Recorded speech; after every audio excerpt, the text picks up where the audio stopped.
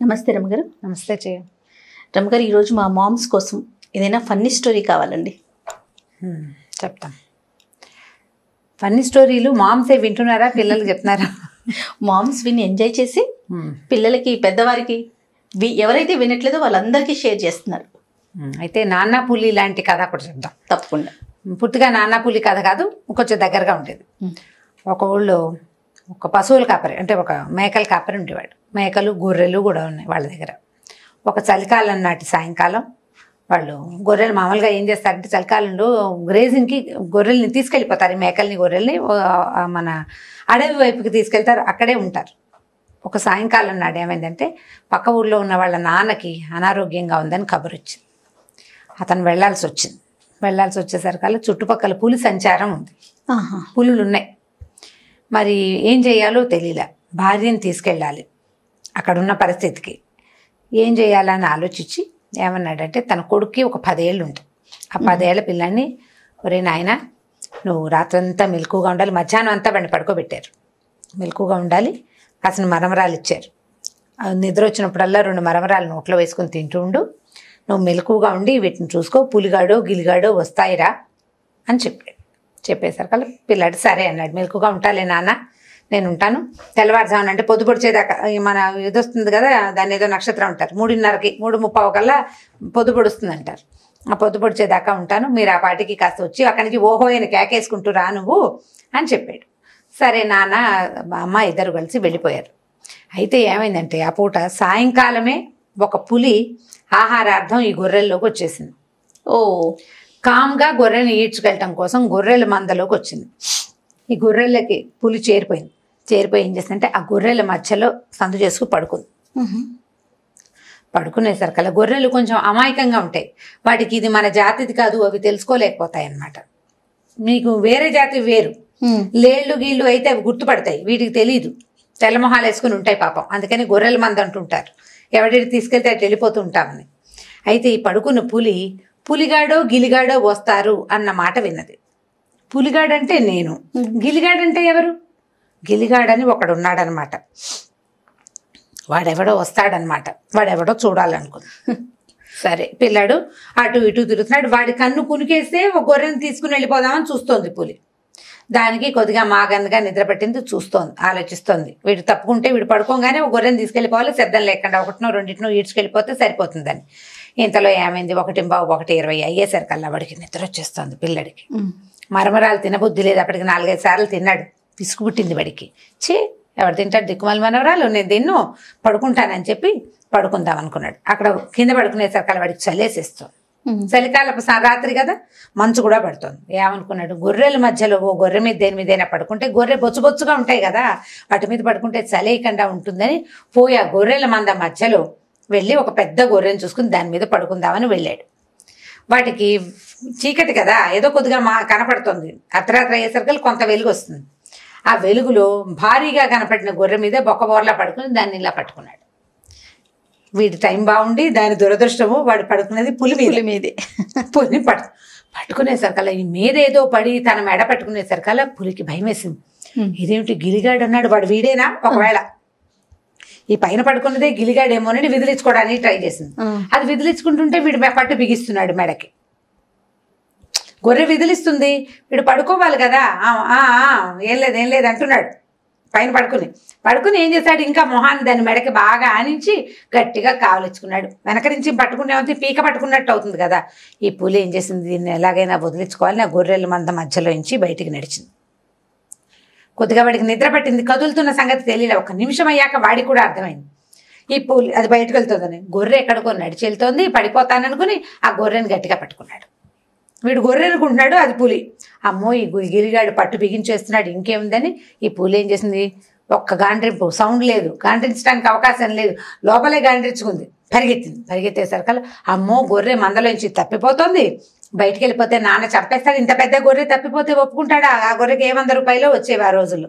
అందుకని ఆ గొర్రెని పారిపోనివ్వకుండా చేయటం కోసం ఈ కుర్రాడు ఏం చేశాడు, కాళ్ళని కింద, దాని పొట్ట కిందకి, చేతుల్ని దాని మెడ చుట్టూ తవేసి గట్టిగా బిగించి పట్టుకున్నాడు. ఇక పులి మీద సవారీ స్టార్ట్. ఆ పులి పరిగెడుతుంది, దాని మీద ఆ పిల్లాడేమో వదిలిపెట్టాడు. వాడేం పెద్ద భారీగా లేడు, 10 ఏళ్ల పిల్లాడంటే ఎంత ఉంటాడు, పులి పొడుగ్గా ఉంటుంది. వాడు ఎలాగోలాగా దాన్ని పట్టుకుంటున్నాడు. అది ఎంత విదిలించుకున్నా కుదరలేదు. ఇక ముందుకు పరిగెడుతుంటే అప్పటికే 2 అయిపోయింది ఈ గొడవ మొదలయ్యేసరికి. ఇంకొక గంట ఆ పులి ఇటు తిరిగి చేసేసరికల్లా పొద్దు పడవటం మొదలుపెట్టింది. వాడికి కుర్రాడికి తను పడుకున్నది గొర్రె కాదని ఇది పూలు అని వాడికి అర్థమైంది. వెలుగు వచ్చేసరికి కొద్దిగా వెలుగు వస్తుంది. మనకి ఊళ్ళలో తెలీదు. ఈ అడవుల్లోనూ అక్కడ నెరాబాగా ఉంటుంది, అంటే ఖాళీగా ఉంటుంది కదా, అప్పుడు కొంచెం వెలుతురు తెలుస్తుంది. వాడికి కళ్ళు అలవాటు పడ్డాయి. పైనుంచి పొద్దు పొడుపు కనపడుతోంది. పులి అని తెలిసింది.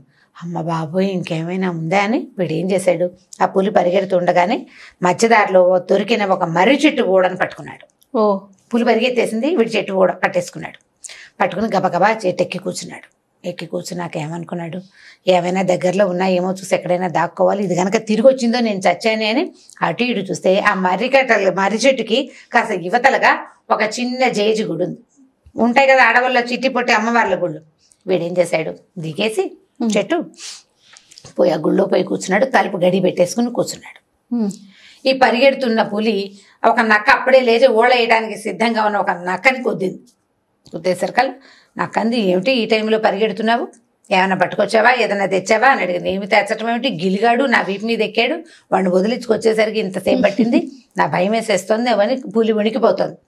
నక్కంది, గిలిగాడు అనేది ఎవరు ఉండరా, నీకు ఎవరు చెప్పారో, నువ్వు పులిగాడివి, నువ్వు పులివి, గిలంటూ ఏమీ లేదు, అలా ఉండదంటే. కాదు నా మీద ఎక్కాడు, వాడిని నేను వదిలించుకున్నాను. అలా నా మర్రి చెట్టు దగ్గర అనేసరికల్ వీడు అనుకున్నాడు, ఎక్కడ పట్టుకున్నారు, నేను ఎలా పట్టినా అంటే మెడ దగ్గర పట్టుకున్నాడు, పొట్ట కింద కాళ్ళు వచ్చినాయి అనగానే వాడు ఏమన్నాడంటే, వీడు నక్క చెప్పింది మనిషి అయి ఉంటాడు, వాడు గిలిగాడు కాదు, పద నేను చూస్తాను, నీ సంగతి నేను చెప్తానని ఇద్దరు కలిసి వెనక్కి వచ్చారు. మర్రి చెట్టు దగ్గర చూశారు, కనపడలా.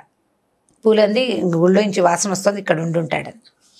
సరే నక్క పులి చెరుకో పక్కన నుంచుంటే ఈ నక్క ఏం చేసింది, వీడు మనిషే అందుకనే గుళ్ళోకి వెళ్ళి గడి పెట్టుకున్నాడని తన తోకని తలుపు సందులో నుంచి పోనిచ్చి గడి అవతలికి తీయటానికి చెక్క గడియాలి కదా, ఇప్పుడు దాని కింద నుంచి మనం ఒక పుల్ల పోనిచ్చి ఇలా తీసామనుకో గడి వచ్చేస్తుంది. అందుకని ఏం చేసింది, తోకని అందులో పెట్టింది. పెట్టేసరికల్లా వీడు బెదిరేడు, వాడి నిద్ర పట్టడంలా భయపడి ఉన్నాడు కదా, మెలకుగానే కూర్చుని ఉన్నాడు పిల్లాడు. లోపలికి ఒక కుచ్చుగా ఉన్నది ఏదో వస్తుండేసరికల్లా వాడికి భయం వేసే తోకను పట్టుకున్నాడు. పట్టుకునే సరికలు నక్కకి అర్థమైంది ఎవరో పట్టుకున్నారు, అది లాక్కోవటం మొదలు పెట్టింది. అది లాగుతుంది, వీడు లాగుతాడు, వీడు వదలటం లేదు. వదిలేస్తే అదేం చేస్తుందో అని వీడికి భయం.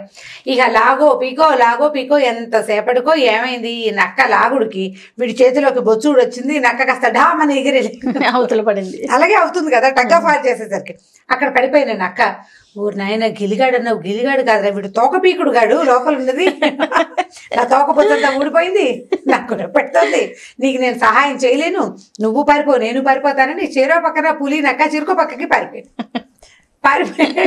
అదే కదా జరిగింది. అక్కడి నుంచి వీడి కుర్రాడు కాసేపటికి సద్దుమణిగింది, బాగా వెలుగు వచ్చేసింది. మెల్లిగా లేచి బతుకు జీవుడా అని పగటిపూట ఏమీ తన మీద పెద్దగా దాడి చేయవు, ఓ 2 కర్ర పుల్లలు విరుచుకుని తన మంది ఎక్కడుందో వెతుక్కుంటూ మెల్లిగా వెనక్కి వెళ్ళాడు. ఆ పాటికి వాళ్ళ అమ్మ నాన్న వచ్చేసి వీడి కోసం వెతుక్కుంటున్నారు. ఏమిట్రా ఏం చేసావంటే, ఏమో నాన్న పులి వచ్చింది దాని మీద కూర్చున్నాడు. దాని మీద ఎలా కూర్చున్నామంటే ఎలా కూర్చున్నాడో వీడు, పులి మీద వాడు ఎలా ఎక్కాడో కూడా వాడు తగ్గటం లేదనమాట. నేను గొర్రె మీద పడుకున్నాను, అది పులి మీదకి ఎలా వెళ్ళానో నాకు అర్థం కావటం లేదు, అదేమో నన్ను తీసుకెళ్ళిపోయింది ఫలానా చోటికి, ఒక కుచ్చు తోక వచ్చేదంటే నక్క ఉంటుందని వీళ్ళు ఊహించారనమాట. ఆ తర్వాత నుంచి పిల్లని వదిలిపెట్టలేదు. కానీ వాడు ధైర్యశాలి కాబట్టి ఈ కథ అంతా నడిచింది.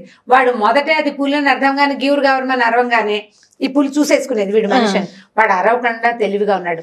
ప్రమాదాలు ఎదురైనప్పుడు ప్యానిక్గా అయిపోకూడదు. మనకేదో సమస్య వస్తుంది, అరిచి కేకలు పెట్టి గీ బ్యామని అరిచేసరికల్లా సమస్య పెరిగిపోతుంది. ఒక క్షణం స్థిమితంగా ఉంటే ఆలోచిస్తే తర్వాత ఆటోమేటిక్గా సెట్ అయిపోతుంది. పిల్లలు ఏదైనా చిన్నది కనపడంగానే పురుగు కనిపించి కేవ్వు మన అరుస్తుంటారు భయానికి. ఆ ప్యానిక్ అయిపోకూడదు, అవ్వకపోతే ఇలా గెలిచిపోతామని ఈ సరదా కథ అండ్ ఈ పాయింట్ కూడా మనం తెలియజేయాలి. ఏదైనా విపత్కర పరిస్థితి, ఇబ్బందికరమైన పరిస్థితి, తప్పించుకోలేని స్థితి వస్తే ప్యానిక్ అవ్వకూడదు. ఏడ్చేసేయటము అరిచేసేయటము 2 చేయకుండా కొద్దిగా స్థిమితంగా ఆలోచిస్తే దాని నుంచి మనం బయటపడగలుగుతాం. వీళ్ళలాగా ఈ కథ చెప్పచ్చు, ఈ పాయింట్ కూడా చెప్పచ్చు. పానిక్ అవ్వదు, ప్రతిదానికి అరిచి కేకలు పెట్టకూడదు, తాపీగా ఉండి నిదానంగా స్థిమితంగా ఉండాలని చెప్పచ్చు. చాలా బాగుంది. పులిగాడు గిలిగాడు అద్భుతంగా. చివరికి అది తోకపీకుడు గాడు కథ అయిపోయింది. ఓకే, ఫన్నీగా ఉంది. మీరు అన్నట్లుగా మంచి పాయింట్ కూడా ఉంది. అదే. ఓకే రమ్మగారు, ఇంకొక స్టోరీతో మళ్ళీ కలుద్దామండి. ఓకే చేయ. ఈ వీడియో కనుక మీకు నచ్చినట్లయితే లైక్ చేయండి, షేర్ చేయండి. మరిన్ని వీడియోస్ కోసం మా ఛానల్ని సబ్స్క్రైబ్ చేసుకోండి. సుమన్ టీవీలో మీ పర్సనల్ అండ్ బిజినెస్ ప్రమోషన్స్ కోసం కింది నెంబర్కి కాంటాక్ట్ చేయండి.